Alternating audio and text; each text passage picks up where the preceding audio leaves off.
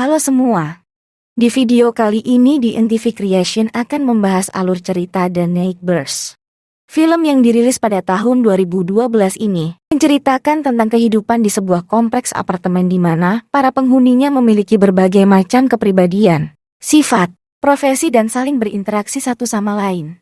Sebuah kejadian yang baru saja terjadi, yaitu pembunuhan terhadap seorang gadis kecil bernama Yosun membuat suasana kompleks menjadi tidak seperti biasanya. Apalagi dengan kedatangan seorang penghuni baru di kompleks tersebut. Berikut alur cerita lengkapnya.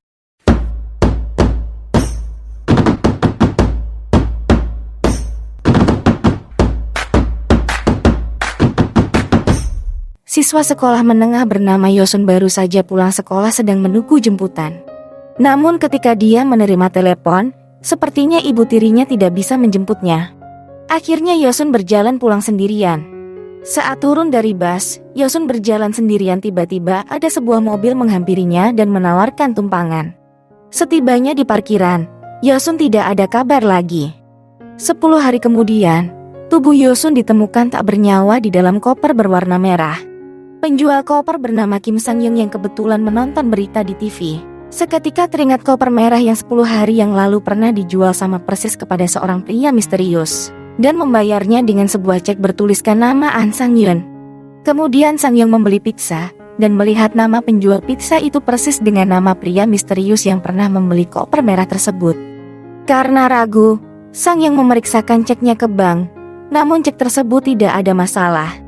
Hari itu, kurir penjual pizza tersebut mengantarkan pizza ke apartemen pria misterius. Sementara mengeluarkan pesanan, kurir pizza yang bernama Sang-yeong tersebut mendengar ada suara terjatuh di ruang bawah tanah.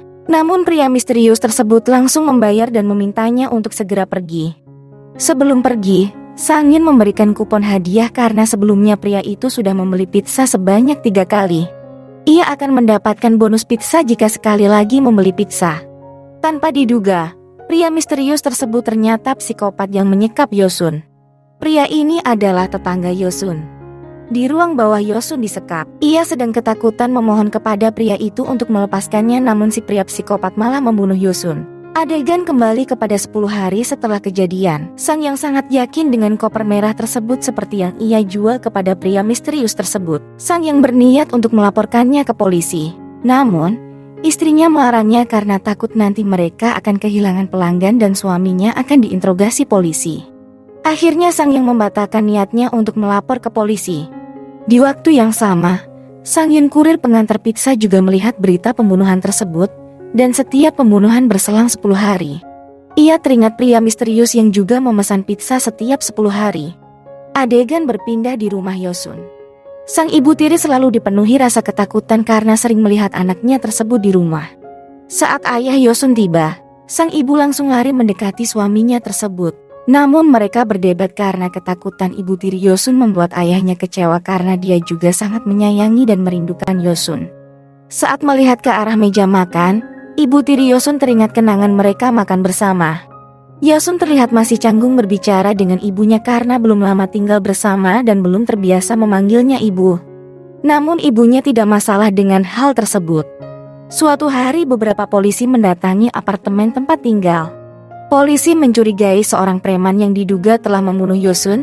Preman itu juga merupakan tetangga Yosun bernama An Hyuk-mo.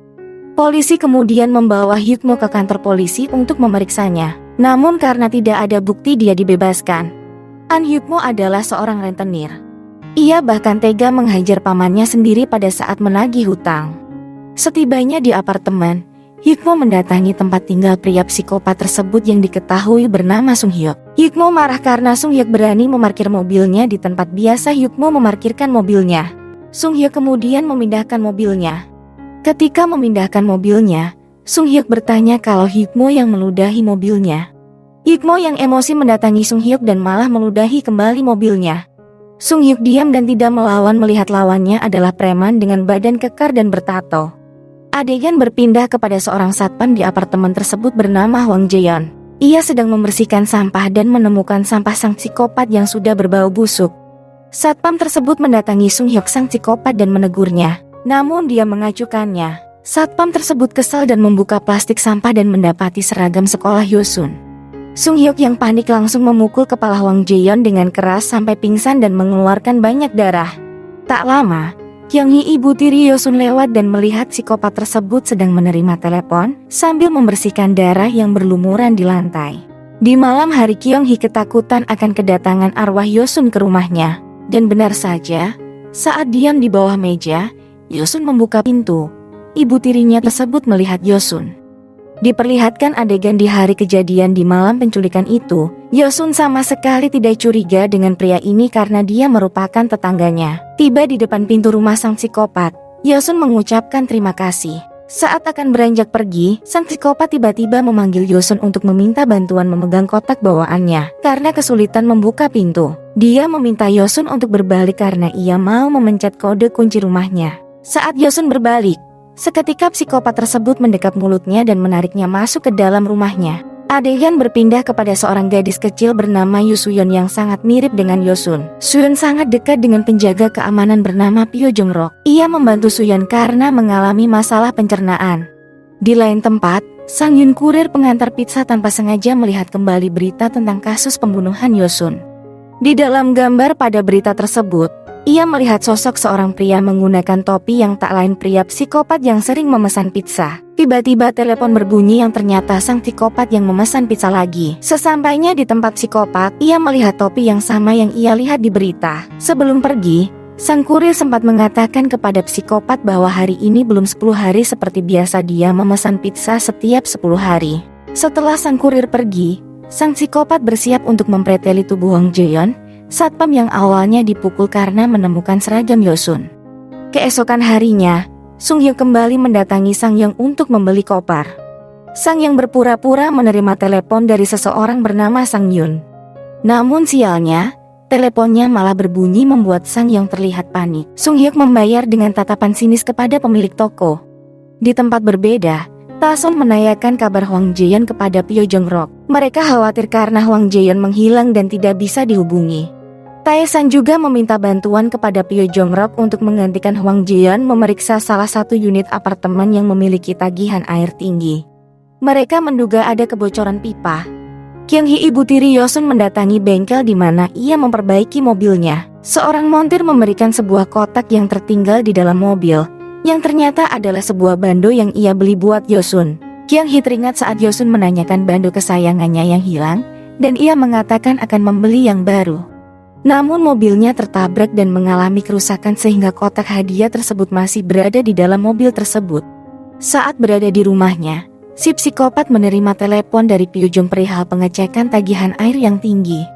Sementara menerima panggilan, tiba-tiba ada yang mengetuk pintu, membuat psikopat kaget dan menutup teleponnya. Saat mau membuka pintu, Pyo Jong menelepon kembali dan membuat HP-nya terjatuh di dalam koper yang baru saja dibeli si psikopat. Ternyata yang datang adalah Taesan, ibu dari Suyeon.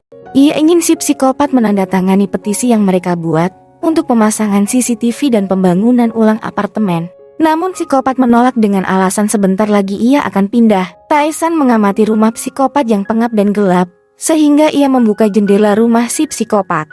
Merasa terganggu, si psikopat mau menghabisi Taesan. Beruntungnya telepon Taesan berdering. Ia menjawab teleponnya dan memberitahu posisinya berada, sehingga si psikopat mengurungkan niatnya untuk membunuh Taesan.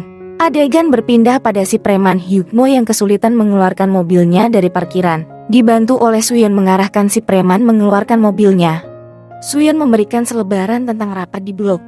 Hyukmo menerimanya. Ia kemudian memberikan kartu namanya dan pergi meninggalkan Suyeon. Suyeon masuk apartemen dan ia menemukan sebuah kacamata. Suyeon keluar dari apartemen dan bertemu dengan Kyung-hee.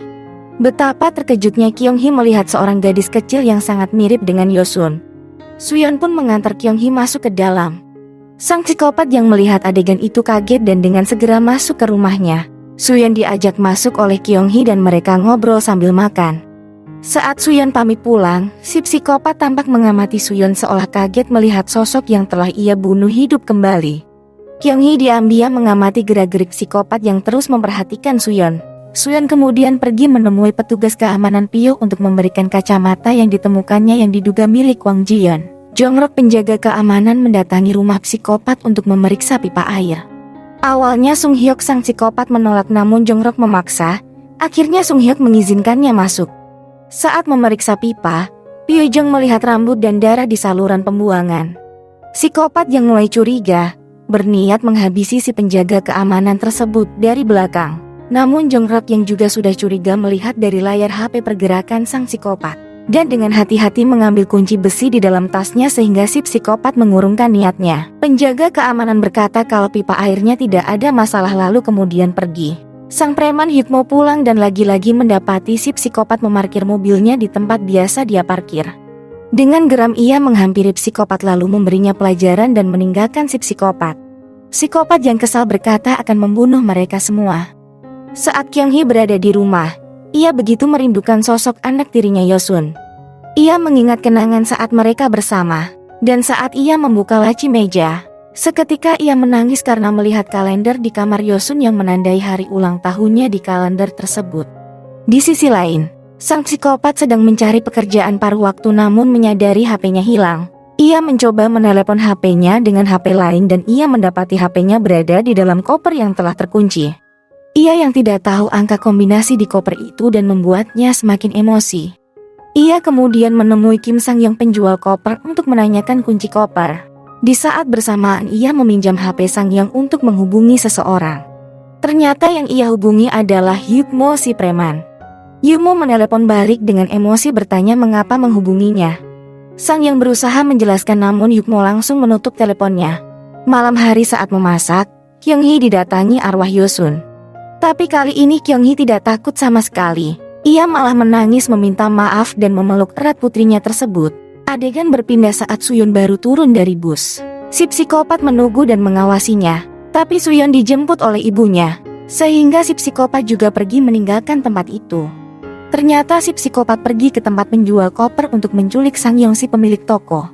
Saat tersadar, Sang Yong sudah berada di tempat Sung Hyuk si psikopat dengan kondisi terikat. Sung Hyuk kemudian menghubungi kurir pizza untuk memesan pizza. Setelah mengantar pizza, si kurir merasa ada yang aneh karena ada bekas noda darah pada uang yang ia terima. Ia pun memutuskan untuk mengintai ke dalam rumah. Sadar sedang diawasi, si psikopat mematikan lampu. Saat ia membuka jendela, Pyo Jong langsung menyorotnya dengan senter sementara si kurir bersembunyi di bawah. Setelah itu, sang kurir menceritakan hal yang ia alami kepada petugas keamanan tersebut. Namun Pyo Jong hanya berkata, mungkin saja Sung Hyuk tangannya terluka dan itu adalah darahnya yang menempel. Ia pun meminta sang kurir untuk segera pergi. Pyo Jong kembali ke posnya. Di sana, ada seorang pria berkacamata yang mengatakan kalau sebenarnya Pyo Jong tahu Sung Hyuk adalah pembunuhnya. Namun membiarkannya karena 14 tahun yang lalu Pyo Jong juga membunuh orang. Dan ia bersembunyi karena jika sudah 15 tahun kasus akan ditutup. Ternyata 14 tahun yang lalu orang yang dibunuh Pyo Jong adalah pria berkacamata tersebut dan menguburnya. Jadi, pria berkacamata tersebut hanya arwah yang mengikuti Pyo Jong. Saat itu Hyukmo dihubungi untuk memindahkan mobilnya. Ternyata Sung Hyuk yang meneleponnya dan sudah menunggunya di sana dengan sebuah besi. Ia menyerang Hyukmo namun ia kalah kuat. Hyukmo mengambil gagang besi dan memukuli Sung Hyuk. Ia meminta maaf dan Hyukmo pergi meninggalkannya. Sung Hyuk kemudian mengambil gagang besi itu dan dipasang di sebuah sekop. Ia ingin menjebak Hyukmo sebagai pelaku pembunuhan yang terjadi selama ini. Keesokan harinya, Sung Hyuk pindah dari apartemen tersebut. Namun Sung Hyuk si psikopat mengincar Suyeon. Pyo Jong mengetahui bahwa si psikopat memperhatikan Suyeon dari dalam mobil. Dia mengingatkan pada Suyeon untuk selalu berhati-hati dan jangan pulang sendirian. Terlihat Kyung-hee ibu tiri Yosun melihat psikopat yang memperhatikan Suyeon. Psikopat yang membuntuti dan memperhatikan Suyeon, tiba-tiba kaget seolah melihat Yosun anak gadis yang telah dibunuhnya. Si psikopat menelepon ibunya Suyeon untuk menandatangani petisi yang waktu itu asalkan rapat diadakan pada malam hari. Ia sengaja mengecoh ibunya Suyeon agar tidak menjemput anaknya. Sementara itu Hyukmo ditangkap polisi karena diduga telah menculik si penjual koper.